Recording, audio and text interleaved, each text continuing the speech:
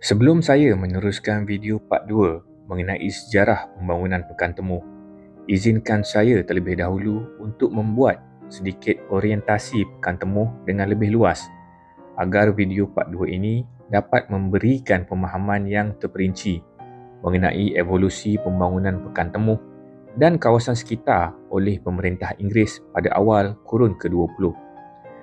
Sebagaimana penjelasan saya pada part pertama, kaedah pengangkutan utama masyarakat luar, khususnya orang-orang Melayu dari suku Mandailing, Rawa dan Minangkabau dari Sumatera, termasuk juga etnik Cina yang berhijrah dari Guangdong ke Temu pada akhir kurun ke-19 adalah melalui pengangkutan sungai.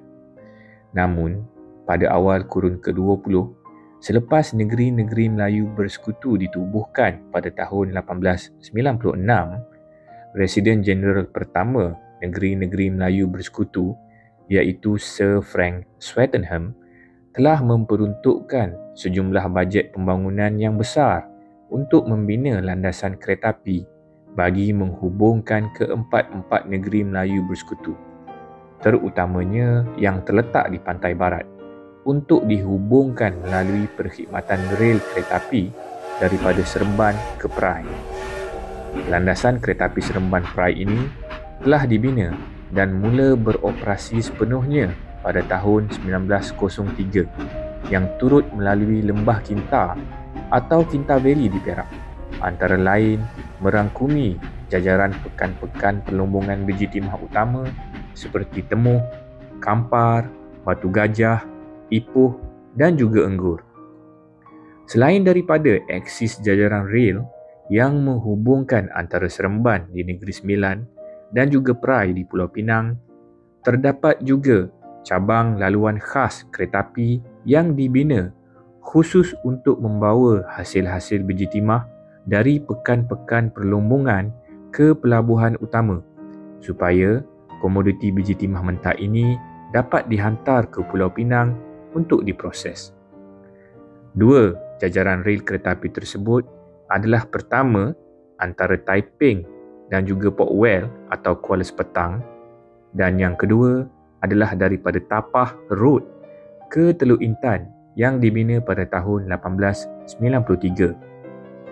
Kedua-dua cabang jajaran rel kereta api khas ini dibina dengan tujuan utama untuk membawa hasil-hasil biji timah mentah dari pelabuhan Port Well dan Teluk Intan untuk dibawa berlayar ke Pulau Pinang agar hasil biji timah mentah ini dapat dileburkan dan diproses menjadi jongkong timah di kilang pemprosesan biji yang terletak di Birch House, Jalan Datuk Keramat, Georgetown, sebelum ianya dieksport ke United Kingdom. Selepas berlakunya booming industri pembuatan kenderaan di Amerika Syarikat pada awal kurun ke-20, pemerintah British mula menggalakkan pelabur-pelabur Britain, khususnya dari Scotland dan England, untuk datang dan membuka ladang-ladang getah di tanah Melayu pada akhir kurun ke-19 dan awal kurun ke-20. Pelabur dari Eropah ini telah memilih untuk membuka tanah baharu di sekitar kawasan stesen-stesen kereta api dari aksis laluan Seremban ke Perai untuk menanam getah secara besar-besaran, terutamanya di negeri-negeri Melayu bersekutu yang sangat mesra pelabur kerana ditadbir oleh British, yang kemudiannya industri getah ini telah menjadi penyumbang ekonomi terbesar di Melaya pada awal kurun ke-20 mengatasi biji timah. Pendek kata, Melaya moden sebenarnya dibina di atas dua hasil komoditi ini, iaitu timah dan juga getah. Justru dengan terbinanya jajaran rel kereta api daripada Seremban ke Perai pada 1903 melalui Temuh, maka pemerintah British juga telah membuka sebuah pekan satelit di Temuh yang dikenali sebagai Temuh Station yang terletak pada anggaran 3 atau 4 km daripada pekan Temuh asal. Dengan pembinaan jajaran rel kereta api yang cukup pesat pada awal kurun ke-20, yang seterusnya dipanjangkan untuk menghubungkan antara Singapura dan negeri-negeri Melayu bersekutu serta negeri-negeri Melayu tidak bersekutu termasuk Kedah, Perlis dan Johor yang dikategorikan sebagai negeri-negeri naungan yang dilindungi Empire Britain, maka banyak pekan-pekan kecil turut dibuka sepanjang jajaran rel kereta api ini yang turut mengguna pakai perkataan stesen. Antaranya Tebung Stesen di Melaka dan juga Temu Stesen. Selain daripada itu, di Lembah Kintar khasnya, pekan-pekan baru yang lain turut dibuka sepanjang laluan rel ini. Antaranya Pekan Malim Nawa, Kota Baru, Batu Gajah, Cemor, Sungai Siput dan juga Enggor. Melalui kepesatan hasil ekonomi dua komoditi utama Melaya ketika itu iaitu biji timah dan getah, maka penduduk tempatan, khususnya orang-orang Melayu, turut membina penempatan dan kampung-kampung baru berdekatan stesen-stesen kereta api. Kerana stesen-stesen kereta api merupakan nadi utama pengangkutan orang-orang Melaya sebelum jaringan jalan raya pesat dibangunkan bermula pada tahun 1920-an.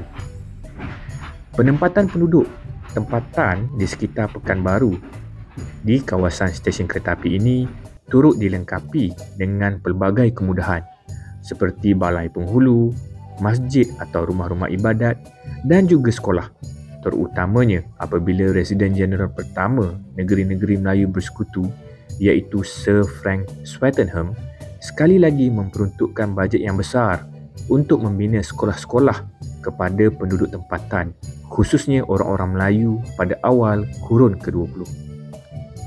Di Pekan Temuh ini juga, bagi membantu aspek pentadbiran pemerintah British, mereka turut membina kelengkapan dan kemudahan utama seperti penubuhan pasukan polis dan juga pembinaan pejabat-pejabat pos dan juga stesen telegraf. Justru, selari dengan arus pembangunan pesat pada awal kurun ke-20 yang bersandarkan kepada industri timah dan getah, pekan-pekan utama sekitar jajaran rel kereta api di negeri Perak juga telah dilengkapi dengan kemudahan pejabat-pejabat pos yang mula dibina pada akhir kurun ke-19 dan awal kurun ke-20. Dan jika diperhatikan, bangunan pejabat-pejabat pos di pekan-pekan ini mempunyai seni bina yang hampir sama. Ini juga mengingatkan saya kepada komik legenda bertajuk Maksum yang dilukis oleh Datuk Lat suatu ketika dahulu yang menceritakan mengenai kisah penghidupan Maksum, seorang wartawan sambilan yang berasal dari Perak dan telah berhijrah ke Kuala Lumpur. Penghidupan Maksum ini diambil daripada inspirasi diri Datuk Lat sendiri yang berasal dari kawasan Kota Baru di Perak, iaitu sebuah pekan satelit yang dibuka di tepi laluan rel kereta api.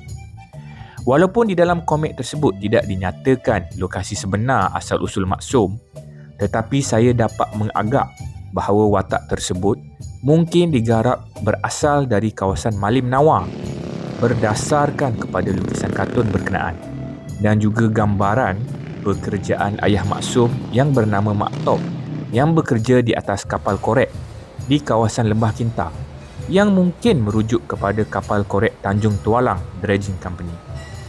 Novel kartun ini digarap bersandarkan kepada diri Maksum yang menggunakan perkhidmatan kereta api Tanah Melayu serta pekan di mana dia tinggal yang perlu melintasi rel kereta api yang masih menjadi nadi utama pengangkutan negara pada awal tahun 1980-an. Selepas kenderaan pengangkutan darat mula digunakan secara meluas yang bersifat lebih ekonomikal dan efisien, menyedari perubahan ini, pemerintah Inggeris mula membina jaringan jalan raya utama yang menghubungkan bandar-bandar utama di Melaya. Di Kintar Valley, pekan-pekan perlombongan biji timah mula dihubungkan dengan jalan darat bermula pada tahun 1920-an dan pembinaan lebuh raya utama negara selesai dilaksanakan pada tahun 1939 dengan penekanan serius oleh Sir William George Maxwell, Ketua Setiausaha Negeri-Negeri Melayu Bersekutu pada awal tahun 1920-an. Kedua-dua aksis perhubungan ini iaitu perkhidmatan rel kereta api dan lebuh raya Federal Route 1 menjadi sangat penting serta pemangkin kepada pembangunan negara sehingga penghujung tahun 1980-an apabila Kerajaan Persekutuan selesai membina rangkaian lebuh raya moden iaitu Lebuh Raya Utara Selatan pada tahun 1986 yang sekali lagi merubah landscape pembangunan negara.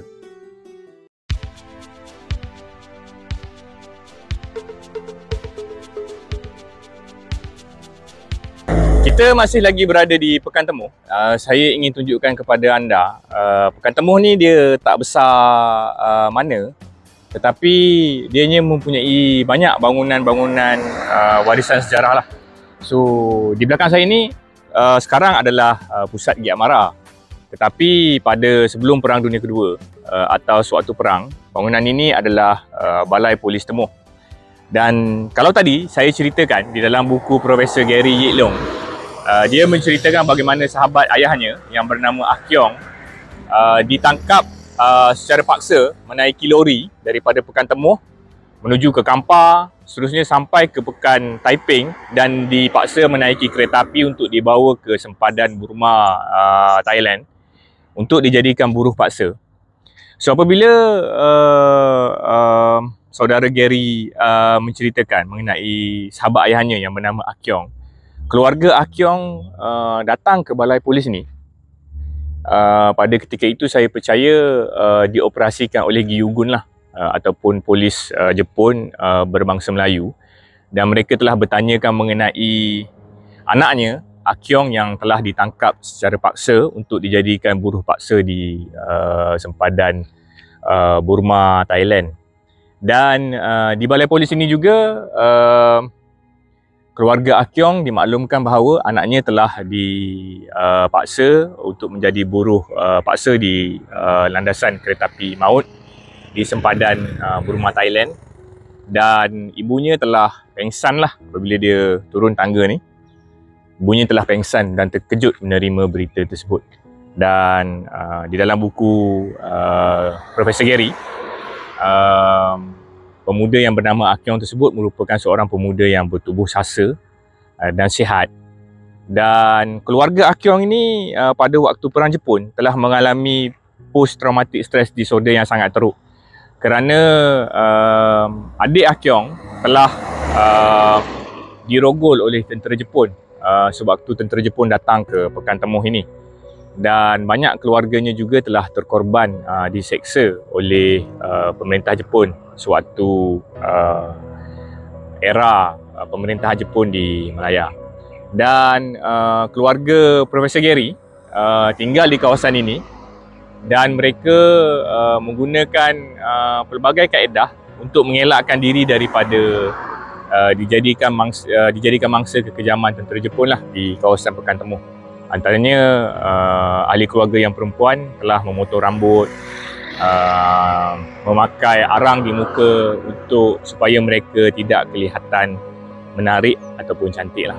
Dan apabila saya membuat beberapa kajian mengenai kekejaman pemerintahan tentera Jepun di Malaya, ada sebuah penulisan daripada University of Manchester telah menceritakan di arah kawasan Kampar sehingga ke kawasan ini pada akhir-akhir pemerintahan tentera Jepun, iaitu pada tahun 1944 dan juga 45, apabila pemerintah Jepun merasakan perang tidak memihak kepada mereka, tentera mereka yang ditempatkan di Malaya telah masuk ke kampung dan berkelakuan agresif kerana mereka ingin melepaskan rasa frustration mereka lah, tidak dapat mengubah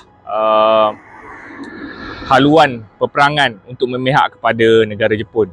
Dan mereka masuk ke kampung-kampung mencari orang-orang Cina kebanyakannya, dan orang-orang Cina ini telah diseksa dan juga dibunuh secara sembrono. Dan ada sebuah keluarga di kawasan Kampar, apabila seorang anaknya yang berusia bawah daripada 10 tahun telah dibunuh secara sembrono oleh tentera Jepun pada tahun 1945, awal tahun 1945, dan ibunya datang menguruskan mayat anaknya. Tak semena sewaktu ibunya menangis melihat anaknya telah mati, badan berlumuran darah, Dia telah melihat kapal terbang tentera British ataupun tentera berikat datang secara begitu banyak sekali di udara kita ni menuju ke Kuala Lumpur untuk melakukan pengeboman bagi merosakkan instalation tentera Jepun di kawasan Kuala Lumpur. Dan ibunya pada waktu itu telah menyimpan baju anaknya yang berlumuran darah tersebut kerana dia percaya suatu hari nanti tentera British akan kembali ke Melaya. Dan apabila tentera British kembali ke Melaya, dia boleh menuntut keadilan terhadap penindasan yang berlaku ke atas dirinya lah. So itu antara cerita-cerita menarik masyarakat Melayan daripada kawasan Temuh sehingga ke kawasan Kampar yang saya boleh kongsikan. Untuk penceritaannya lebih lanjut, memang kita perlu membuat bacaan teliti dan juga membaca buku-buku ilmiah sebagaimana buku Profesor Gary Yik Long, kerana dia mampu membawa kita ke era pada awal tahun 1940-an tersebut untuk kita memahami situasi dan juga keadaan semasa yang membolehkan kita untuk faham environment ataupun suasana sejarah yang berlaku pada tahun-tahun tersebut. Ini adalah keadaan bangunan bekas Balai Polis asal Pekan Temuh. Saya sangat gembira apabila melihat bangunan bersejarah seperti ini kekal dipelihara serta masih digunakan walaupun untuk tujuan yang lain. Berbanding bangunan warisan lain di Pekan Temuh yang dibiarkan reput dan rosak, bangunan Balai Polis ini masih digunakan sebagai pusat latihan TVET Giat Mara untuk melatih anak-anak muda di Temuh. Terima kasih juga saya ucapkan kepada pelajar Giat Mara Temuh yang berkongsikan footage dan gambar-gambar ini untuk kita semua dapat melihat suasana di dalam bangunan ini sekarang. Sebagai ganti bangunan lama, sebuah balai polis baru telah dibina pada jarak 800 meter dari bangunan balai polis lama yang kini terletak di tepi jalan Federal Route 1.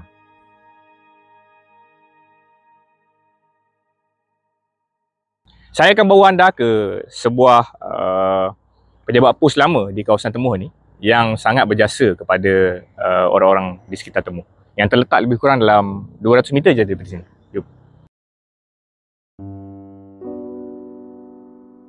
Baik, lebih kurang dalam 100 meter ataupun kurang daripada balai polis lama Temuh adalah terletaknya pejabat pos Temuh. So pejabat pos Temuh ni telah wujud pada akhir kurun ke-19 yang memberikan perkhidmatan kepada orang-orang Temuh, khususnya yang terdiri daripada pelombong biji timah lah di kawasan ini.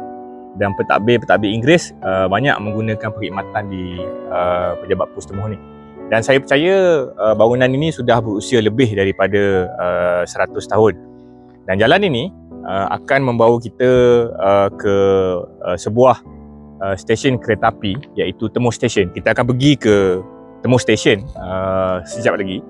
Seterusnya boleh membawa kita ke Pekan Mambang di Awan ataupun ke Pekan Besar Teluk Intan lah, yang terletak lebih kurang dalam 80 km kot daripada kawasan tempat kita berdiri ni.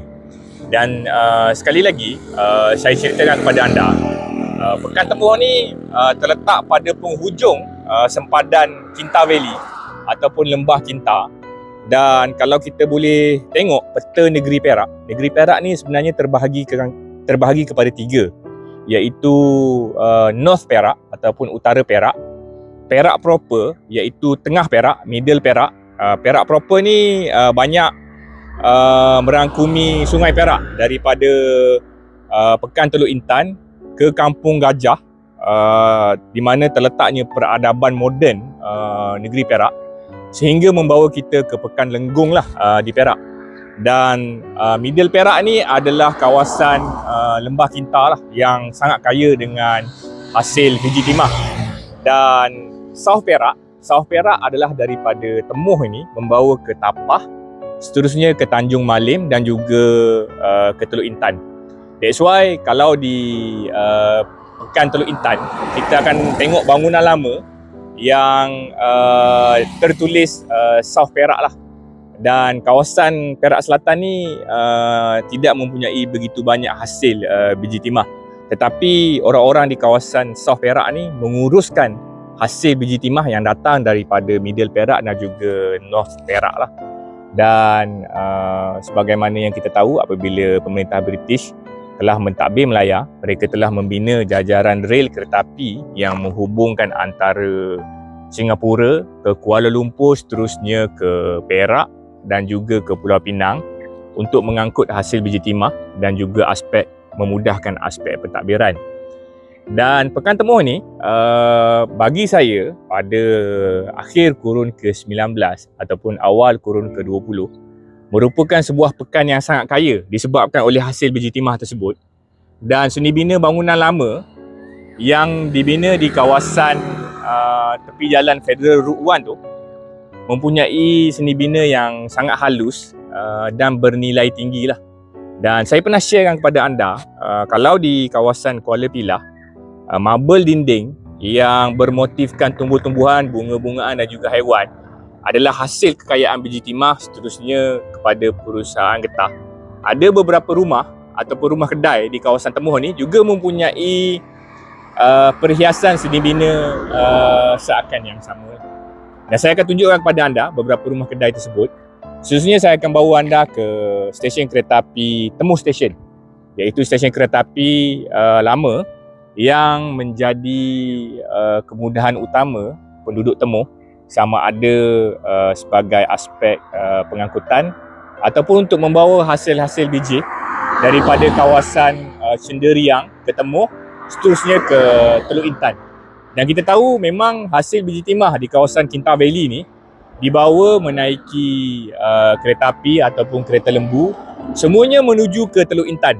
Dan daripada pelabuhan Teluk Intan, merekanya dibawa ke Pulau Pinang untuk dibuat smelting lah, untuk dihancurkan menggunakan haba yang sangat tinggi, seterusnya dieksport ke United Kingdom dan sebagainya. Kita ke stesen kereta api Temuh Station.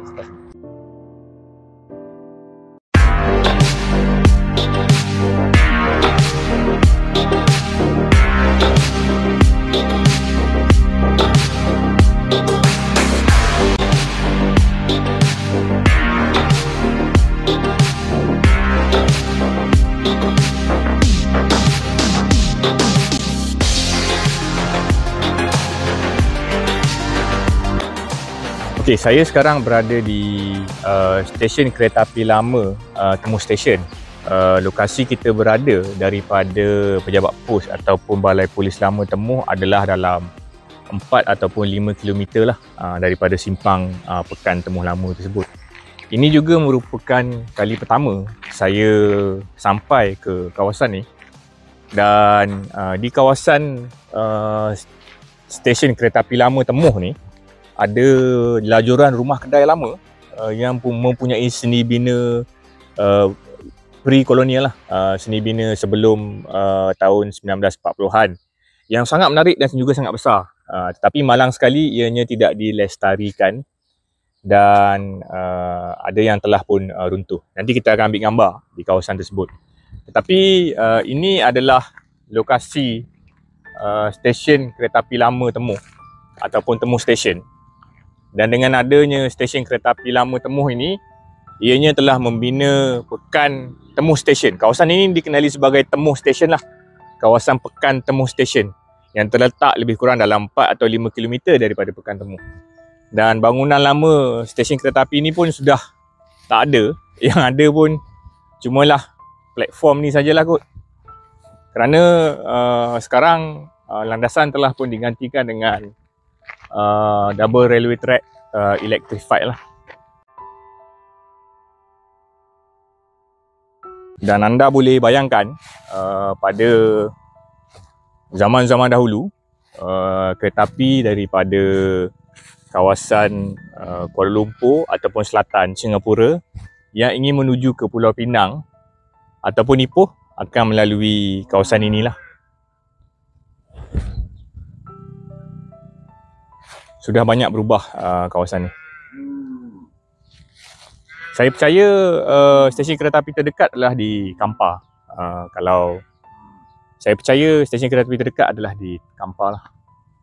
Ini adalah pekan lama di kawasan Temuh Stesen.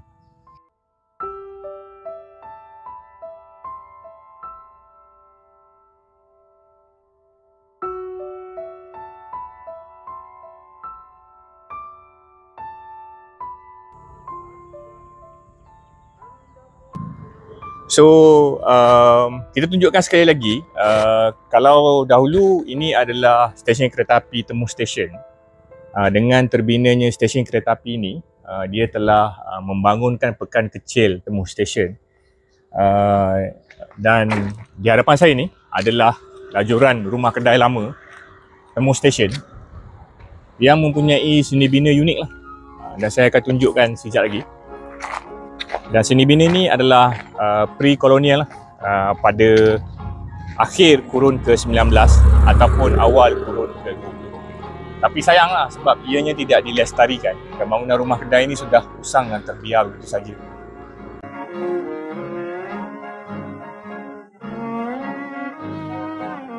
Kalau kita tengok bangunan rumah kedai lama di sebelah kanan saya ni, kita boleh gambarkan kawasan Temuh Stesen ni dulu disebabkan adanya stesen kereta api yang terletak lebih kurang dalam 300 ataupun 400 meter daripada sini. Ianya sebuah pekan besar yang banyak memberikan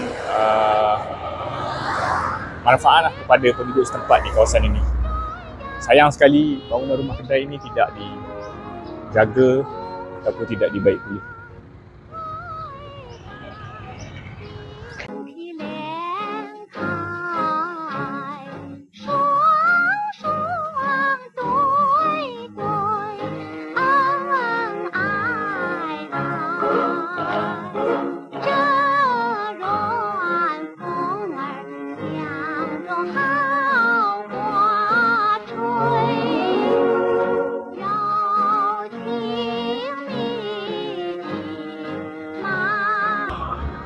Sekali lagi, kalau kita dapat tengok ukiran arkitektur rumah kedai ni, dia mempunyai ukiran unik, tumbuh-tumbuhan ataupun bunga-bungaan.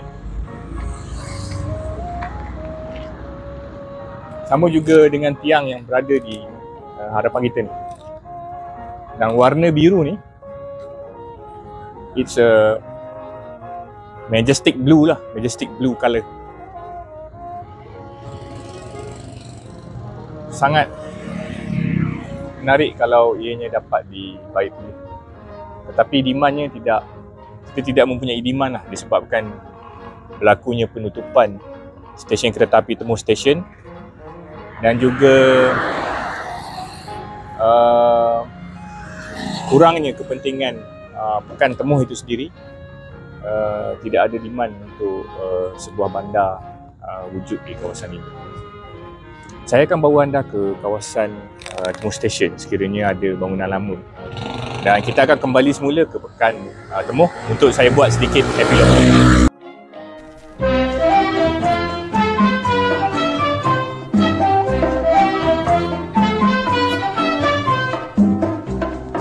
Sewaktu saya membaca mengenai sejarah pekan Temuh, ada fakta yang sangat menarik yang saya temui, iaitu berkaitan dengan sebuah bangunan sekolah yang mempunyai usia lebih daripada 100 tahun. Di sebelah kiri saya ini adalah bangunan sekolah kebangsaan Temuh yang dipercayai mula dibina pada tahun awal 1900.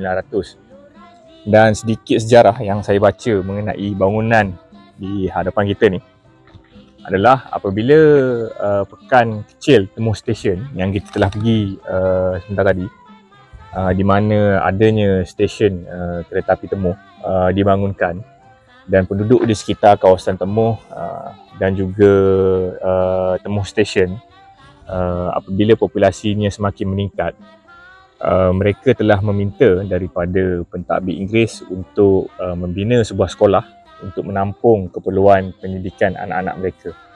Jadi sekolah di hadapan kita ini, ada bangunannya adalah berusia lebih daripada 100 tahun.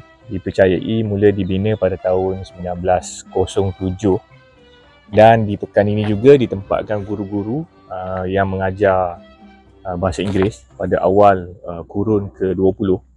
Kemudian pada era Perang Jepun, sekolah ini juga telah menyaksikan di mana silibus pembelajaran telah diganti dengan pembelajaran bahasa Jepun. Dan saya percaya antara beratus ataupun beribu sekolah di Tanah Melayu, sekolah ini telah mengajar anak-anak tempatan untuk menyanyikan lagu Kimigayo dan juga lagu-lagu patriotik tentera Jepun sebagaimana yang kita selalu dengar di dalam lagu Laksmana Doremi. Itu adalah antara fakta yang menarik yang saya temui berkaitan dengan Pekan Temu itu sendiri.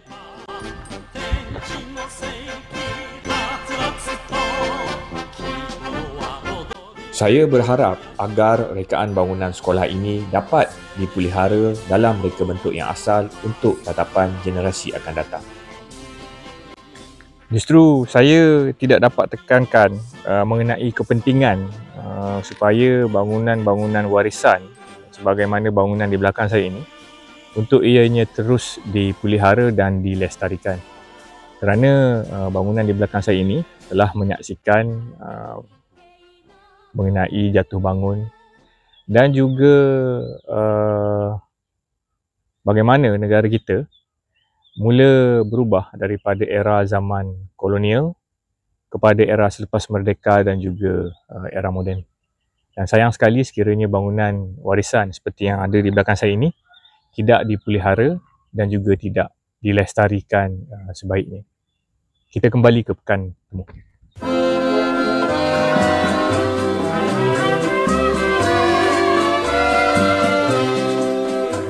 Aduhai bangsa Melayu, bangunlah kawan-kawanku, marilah bersama-sama kita bela tanah Melayu.